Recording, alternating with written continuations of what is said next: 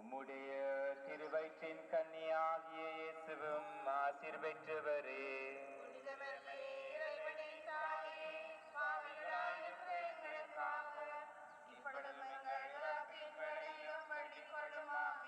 அருள்மிக பெற்ற மரியே வாழ்க. 1670 දී පෘතුගීසි කපිතාන්වරයෙකුගේ දියණියක් වන හෙලෙනෝනා විසින් මරදමඩු ග්‍රාමයේ කුඩා දෙව් මැදුරක් තනා මඩු මාතාවගේ සොරුවම එහි තැන්පත් කිරීමෙන් මඩු දේවස්ථානය ආරම්භ වූ බව සැලකේ.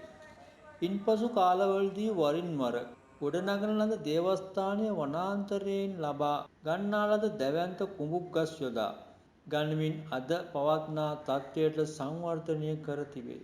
බොහෝ හාස්කම් ඇති මරදමඩු දේවස්ථානයේ ප්‍රධාන මංගල්‍යය සෑම වසරකම අගෝස්තු මස 15 වන දින පවත්වනු ලබයි.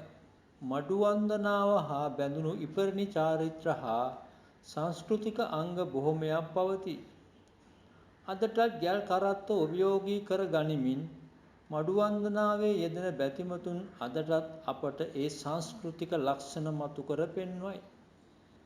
ඊට අමතරව මධ්‍යම රාත්‍රිය වනතුරු විවිධ ප්‍රදේශවලින් පැමිණි බැතිමතුන් ජපමාලය උච්චාරණය කිරීම, පාද නමස්කාරයේ යෙදීම, විවිධ වූ සුව මෙහෙයන් හා ධර්ම සාකච්ඡාවල යෙදෙනු දක්නට ලැබිණ. නමුත් අපි වන්දනාවේ යෙදුණු 2025 මැයි මාසයේ මෙහි බොහෝ කටයුතු සඳහා දැඩි සීමා පැනවීම හා නීති මගින් අවහිර කර ඇති අයුරු දක්නට ලැබිණ. දේවස්ථානය සවස 6ට වසා දමනු ලබන අතර සියලු විදුලි පහන්ද නිවා දමනු ලබයි.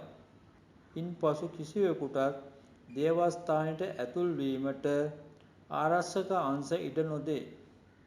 වන්දනා කටයුතු සඳහා ඉදිකර ඇති ජපමාල මධ්‍යස්ථානය මුළුමනින්ම වසා දමා තිබේ. කලින් පැවති ජපමාලය උච්චාරණය කිරීම, පාද නමස්කාරය කිරීම හා විවිධ ප්‍රදේශවලින් පැමිණි බැතිමතුන් සහභාගී වූ සුව මෙහෙයන් හා දේව මෙහෙයන් පැවැත්වීමද නතර කර තිබේ. ගැහැණු පිරිමි දෙපාර්ශ්වයටම කොට කලිසම් හා අත්කොට ටී-ෂර්ට් හා ගවුම් ඇඳගෙන දේවස්ථානයට ඇතුල් වීමට ඉඩ නොදේ. ඒ අය වෙනත් රෙද්දක් ඔතාගෙන පැමිණිය යුතු වේ. බැතිමතුන් සඳහා නිවාස රාශියක් ඇතිමුත් අය කරන මුදලට සාපේක්ෂව පහසුකම් හා නඩත්තු අවම මට්ටමක පවතී. කෙසේ නමුත් මරදමඩු මෑණියන් වෙත ඇති ආදරය, භක්තිය හා විශ්වාසය මත බැතිමතුන් සියලු දුක් ගැහැට දරා ගනිමින් අදටත් මඩු වන්දනාවේ යෙදෙති.